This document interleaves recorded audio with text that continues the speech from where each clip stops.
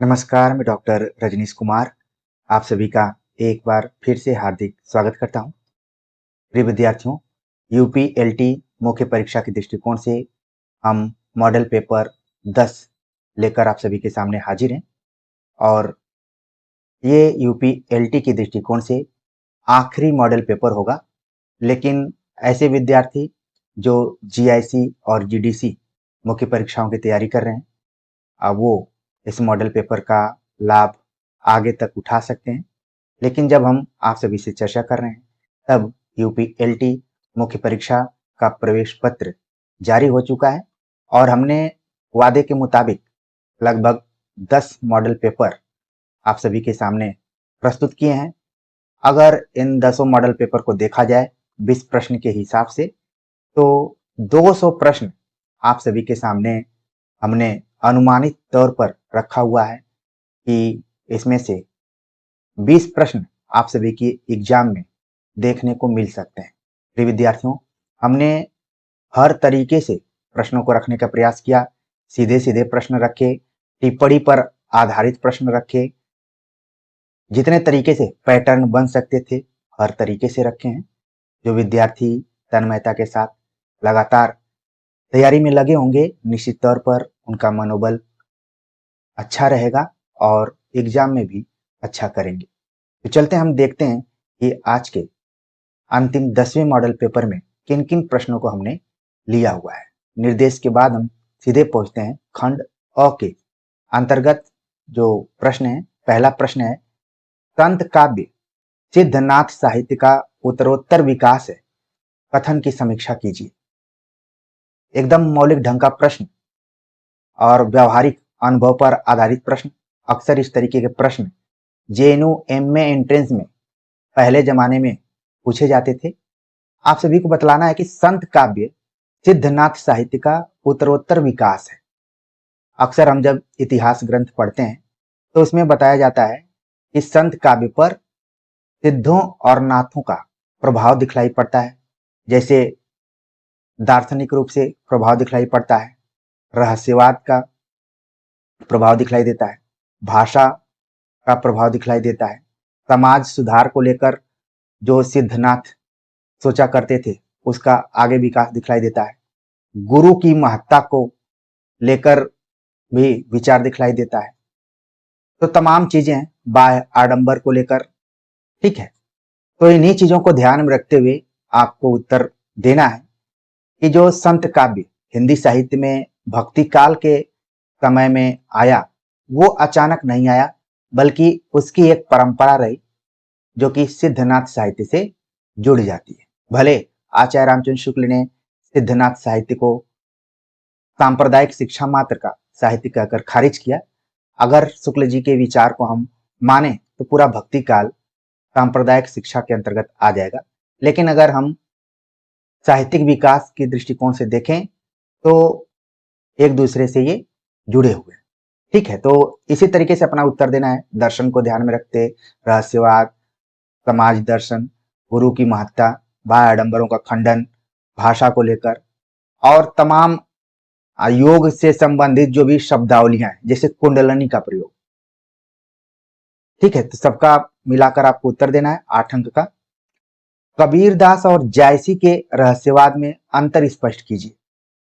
ये बड़ा ही important question है कि कबीरदास भी रहस्यवादी कवि थे और जायसी भी रहस्यवादी कवि थे, लेकिन दोनों के रहस्यवाद में क्या अंतर है उसको स्पष्ट करना है। कम से कम 4 से 5 पॉइंट में आप अंतर को स्पष्ट करेंगे।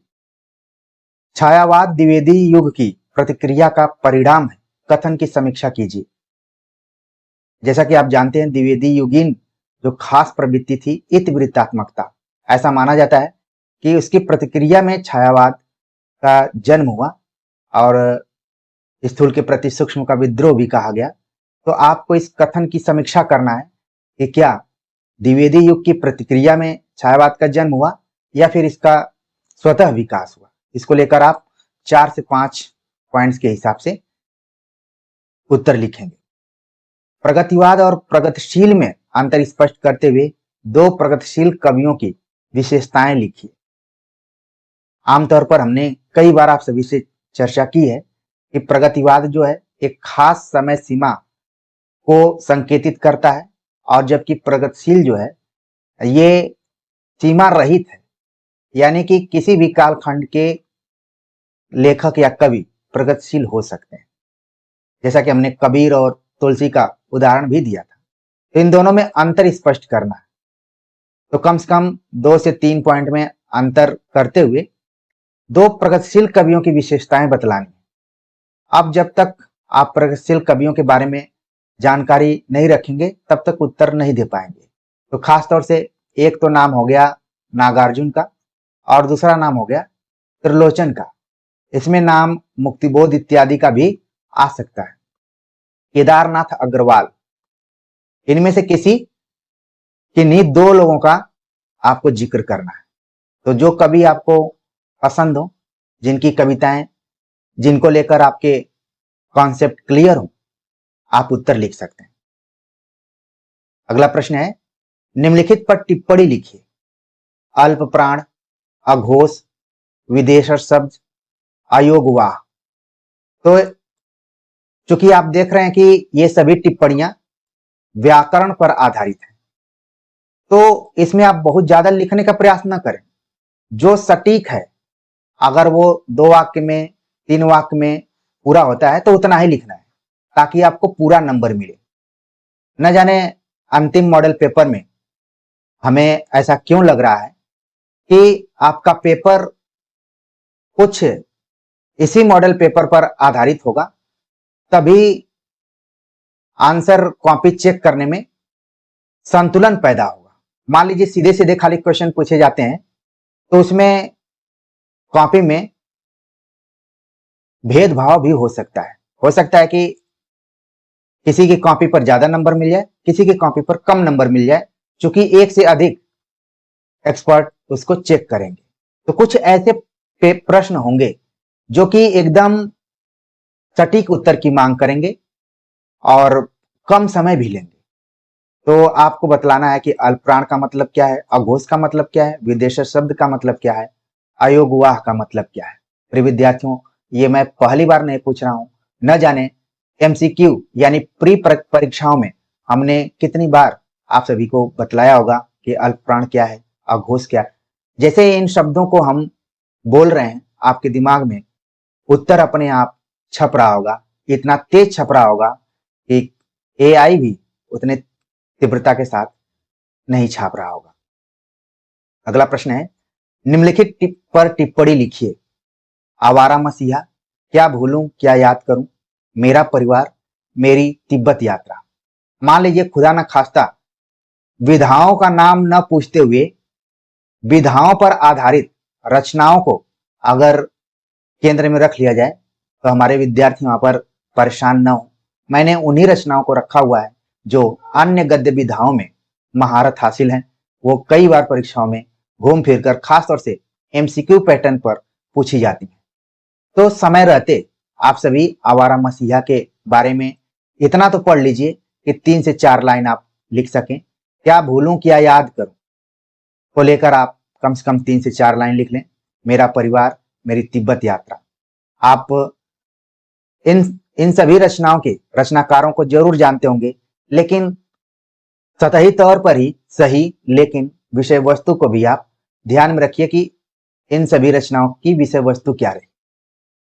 अगला प्रश्न है कि निम्नलिखित पर टिप्पणी लिखिए। संधा भाषा, मसनवी शैली, कड़वकबद्ध शैली, मुक्त छंद। आप अगर अच्छे से तैयारी कर रहे होंगे तो इन टिप्पणियों को देखने से ही आपको लग रहा होगा कि ज्यादातर टिप्पणियां जो हैं वो शिल्प विधान पर आधारित है। संधा भाषा का प्रयोग कौन कौन किया करते थे और इसका मतलब क्या है, इसको आपको 2 से 3 वाक्य में बता देना है। मसनवी शैली का मतलब क्या है और कौन इसका प्रयोग करता था, उसको आपको 2 से 3 वाक्यों में बतला देना है। कड़वकबद्ध शैली का मतलब क्या है, इसको 2 से 3 वाक्यों में बतला देना है। मुक्त छंद की बात कब से की जाती है और सबसे ज्यादा इसको करने पर बल किसने दिया था, वो पूरा आपको बतलाना है। ठीक है, तो पूरा शिल्प पर आधारित है, यानी कि हमने समावेशित कर दिया है आदिकाल से लेकर आधुनिक काल तक। ठीक है, एकदम मौलिक ढंग के प्रश्न है। अगर आपको ये प्रश्न कहीं दिखते हैं तो मानकर चलिए कि एआई का प्रयोग किया गया है या फिर यहाँ से कुछ न कुछ कॉपी इत्यादि किया गया है। बहुत ही मौलिक ढंग के क्वेश्चन है और हमने पूरा प्रयास किया है कि हमारे विद्यार्थियों का जो दिमाग वो एकदम पूरा रबर की तरफ बढ़ता जाए। देवनागरी लिपि के नामकरण संबंधित तर्कों का मूल्यांकन कीजिए। तो देखिए, हमने देवनागरी लिपि की विशेषताओं को लेकर आप सभी से सवाल पूछा था, सुधार के जो प्रयत्न किए गए थे उनसे संबंधित सवाल पूछा था, लेकिन इस आखिरी मॉडल पेपर में हमने देवनागरी लिपि के नामकरण संबंधित जो अलग अलग 3 से 4 तर्क दिए गए हैं उनको लेकर सवाल पूछा है। 8 नंबर में इसका उत्तर देना है। वाक्य दोष को उदाहरण सहित स्पष्ट कीजिए। तो वाक्य दोष यहां पर पूछा गया, यानी कि काव्य दोष का एक भेद हम कहें, उस भेद पर आधारित सवाल पूछा गया कि वाक्य दोष को उदाहरण सहित स्पष्ट कीजिए। तो जब आप काव्य शास्त्र की किताबों को पढ़ेंगे उसमें काव्य दोष को लेकर उन्होंने अलग अलग कई तरीके के दोषों की चर्चा की है। वाक्य दोष को भी कई रूपों में बांटा गया है। ठीक है, जैसे न्यून पदत्व दोष एक है, वो वाक्य दोष के अंतर्गत ही है।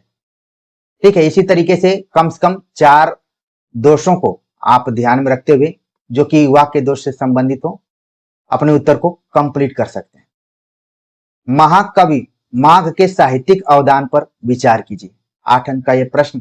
तो महाकवि माघ की जो भी संस्कृत जो इनका महाकाव्य है उसका जिक्र करते हुए और जो खास विशेषताएं हैं महाकवि माघे संति त्रयोगुण जो बात कही गई है उसको लेकर आप कम से कम 4 से 5 पॉइंट पर चर्चा करते हुए अपनी बात को कंप्लीट करेंगे। खंड ब के अंतर्गत हमने 12 नंबर के प्रश्नों को रखा है और पूरे मौलिक ढंग के प्रश्न हैं और कई बार आप प्रश्नों को पढ़ते हुए ही उसके उत्तर को अपने दिमाग में गूंथने लगेंगे या फिर उसका एक फॉर्मेट आपके दिमाग में बनना शुरू हो जाएगा कि इस उत्तर में फला फला चीज को हमें लिखना है। आरंभिक हिंदी कविता के विकास में रासो साहित्य के महत्व पर विचार कीजिए। यानी जब हम आरंभिक हिंदी कविता की बात कर रहे हैं तो आदिकालीन कविता की बात कर रहे हैं। आदिकालीन कविता कई रूपों में दिखलाई देती है, उसमें से है रासो साहित्य। जो रासो साहित्य है, अब रासो के अंतर्गत जो 5-6 रासो काव्य हैं, रासो साहित्य हैं, उनका जिक्र करते हुए किसी एक पर आपको थोड़ा सा फोकस कर देना है। वो एक कौन सा हो सकता है? पृथ्वीराज रासो हो सकता है। रीतिकालीन काव्य कला की दृष्टि से सर्वोत्कृष्ट है, विचार कीजिए। रीतिकालीन काव्य कला की दृष्टि से सर्वोत्कृष्ट है, विचार कीजिए, हमें बतलाना है। तो जैसा कि आप जानते हैं रीतिकाल को 3 भागों में बांटा गया, रीतिबद्ध, रीति सिद्ध और रीतिमुक्त। तो काव्य कला के दृष्टिकोण से आपको बतलाना है, खासतौर से रस को लेकर जो बात की गई है, अलंकार को लेकर जो बात की गई है और साथ में संस्कृत काव्य शास्त्र का जो उत्थान है, पुनरुत्थान जिसको हम कह सकते हैं, अब वो रीतिकाल है। तो इन सारी चीजों को ध्यान में रखते हुए अपनी बात को कंप्लीट करना है। तुलसी एवं कबीर के राम में क्या तात्विक विभेद है? तर्क संगत उत्तर दीजिए। तो तुलसी के राम और कबीर के राम, हमने मेंस की दृष्टिकोण से इस प्रश्न का उत्तर लिखवाया हुआ है। अगर 100 लिखित प्रश्नों की सीरीज आप देखेंगे तो प्रश्न का उत्तर मिल जाएगा, आपको घबराने की जरूरत नहीं है। छायावाद आधुनिक काल का स्वर्ण युग है, अपने विचार प्रकट कीजिए। जैसे हम भक्ति काल को पूरे हिंदी साहित्य का स्वर्ण युग कहते हैं, लेकिन यहां पर पूछा गया कि छायावाद आधुनिक काल का स्वर्ण युग है, अपने विचार को प्रकट करना है। तो आप अपनी बातों को लिखेंगे जयशंकर प्रसाद के महत्व को बतलाते हुए, निराला के महत्व को बतलाते हुए, पंत और महादेवी के महत्व को बतलाते हुए, और वो जो दौर है स्वाधीनता आंदोलन का दौर है, तो ये कवि किस तरीके से उस दौर को अपनी कविताओं में जोड़ते हैं उसको पूरा बतलाना है और शिल्प के दृष्टिकोण से भी मूल्यांकन करना है। हिंदी की राष्ट्रीय काव्य धारा के प्रेरक बिंदु क्या है? अपने विचार व्यक्त कीजिए। तो यहाँ पर हमने इस मॉडल पेपर में राष्ट्रीय काव्य धारा को भी जगह दी है ताकि आपके अंदर राष्ट्रीय चेतना, खासतौर से राष्ट्रीय काव्य धारा की जब हम बात करते हैं तो आपने देखा होगा कि छायावाद के समानांतर या थोड़े से बाद का जो कालखंड है, अब वो या काव्य प्रवृत्ति जिसको बोल सकते हैं, राष्ट्रीय काव्य धारा है, उसमें माखनलाल चतुर्वेदी, सुभद्रा कुमारी चौहान और तमाम लोग हैं। उसमें गुप्त जी को भी आप जोड़ सकते हैं, दिनकर का काव्य हो गया, ठीक है। गुप्त जी वैसे भले द्विवेदी युग के हैं लेकिन आगे तक भी लिखते रहे, ठीक। तो इसको जोड़ते हुए अपनी बात को लिखेंगे, खासतौर से राष्ट्रीय काव्य धारा की विशेषताओं को ही बतलाना है। राष्ट्रीयता के साथ साथ आपको सांस्कृतिक चेतना को लेकर भी थोड़ी सी चर्चा करनी है। हिंदी महिला कथा लेखन के उद्भव एवं विकास पर विचार कीजिए कि हिंदी महिला कथा लेखन की शुरुआत कब से होती है और उसका विकास कैसे कैसे होता है और कैसे वेरिएशन है, पूरा आपको लिखना है। प्रेमचंद और प्रसाद की कहानी कला में अंतर बतलाइए। तो प्रेमचंद और प्रसाद, कुछ हमने कॉपी चेक की हुई थी, मूल्यांकन किया था, तो कुछ विद्यार्थियों ने बतलाया था, जब हम हिंदी कहानी के उद्भव और विकास पर आधारित प्रश्न पूछा करते थे तो उसमें उन्होंने बतलाया कि प्रेमचंद कहानी के क्षेत्र में एक स्कूल थे, एक धारा प्रेमचंद की थी, एक धारा प्रसाद की थी। प्रेमचंद जहां पर यथार्थवाद को लेकर आगे बढ़े, वहीं पर प्रसाद भाववादी विचारधारा यानी भावनात्मक रूप से, मनोविश्लेषणात्मक तौर से अपनी कहानी को आगे बढ़ाते हैं और उसमें इतिहास और संस्कृति का बोध भी दिखलाई देता है। प्रयोगवादी कविता के विकास में अज्ञेय की भूमिका तथ्यों के साथ स्पष्ट कीजिए। प्रयोगवादी कविता के विकास में अज्ञेय की क्या भूमिका रही है, उसको आपको रेखांकित करना है कि उन्होंने तार सप्तक का संपादन किया और साथ में स्वयं तो कविता लिखा है, अन्य कवियों को भी जोड़ा उसमें, जिसमें मुक्तिबोध जैसे कवि भी शामिल रहे और फिर नएपन की तरफ हो मुड़े, चाहे वो अलंकारों की बात करें, प्रतीकों की बात करें, छंदों की बात करें या फिर शिल्प की दृष्टिकोण से अगर हम बात करें, तो कला की दृष्टिकोण से अज्ञेय ने प्रयोगवादी कविता को आगे बढ़ाने का प्रयास किया। तो ये सभी बिंदु हैं आपको बतलाने हैं। हिंदी नाटक की विकास यात्रा में बाबू हरिश्चंद्र के योगदान पर विचार कीजिए। यहाँ पर भारतेंदु हरिश्चंद्र के योगदान पर आपसे पूछा गया है। तो जो प्रमुख इनके नाटक रहे, चाहे वो अंधेर नगरी हो, भारत दुर्दशा हो, नील देवी हो, इन सब का जिक्र करते हुए और उदाहरण देते हुए, उद्धरण का प्रयोग करते हुए निश्चित तौर पर आप बतलाएंगे कि किस तरीके से भारतेंदु हरिश्चंद्र ने व्यंग्यात्मक शैली में अपने नाटकों के माध्यम से तत्कालीन सामाजिक, राजनीतिक, आर्थिक और सांस्कृतिक परिस्थितियों का उल्लेख किया है, पूरा आप बतला देंगे। ब्रज भाषा की भाषिक विशेषताओं का महत्व निरूपण कीजिए, यानी ब्रज भाषा की जो व्याकरणिक या भाषिक विशेषताएं हैं उसको बतलाना है और उत्तर लिख देना है। अब जैसे यहाँ पर ब्रज का पूछा गया है तो आपके दिमाग में इसी के समानांतर अवधि या खड़ी बोली की भाषिक विशेषताएं भी दिमाग में होनी चाहिए, ताकि ब्रज की जगह पर अगर अवधि आ जाए या खड़ी बोली आ जाए तो आप एग्जाम हॉल में परेशान नहीं होंगे, घबराएंगे नहीं, समय रहते उसको कंप्लीट कर लेंगे। तो प्रिय विद्यार्थियों, मुझे उम्मीद है कि जिस तत्परता के साथ और दूरदर्शी दृष्टिकोण अपनाते हुए हमने मॉडल पेपर आप सभी के सामने रखा, उसमें से कम 60 से 70% क्वेश्चन आपको देखने को मिल जाएंगे। और अगर इतने क्वेश्चन भी आ जाते हैं तो कम से कम आपका जो आत्मबल है और आपका आत्मविश्वास है, ये दोनों बना रहेगा।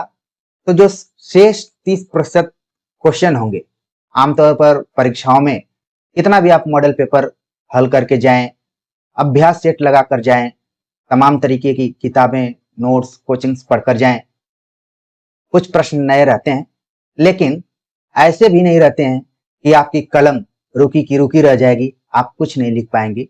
निश्चित तौर पर अगर आप इतना पढ़े हैं तो थोड़ा सा वक्त लेकर अपने नर्वस सिस्टम को कंट्रोल करते हुए और इस अनुमान से कि जब हम इतना पढ़े हुए हैं और ये क्वेश्चन कठिन लग रहे हैं तो तमाम जो विद्यार्थी हैं उनके लिए क्वेश्चन भी कठिन लग रहे होंगे।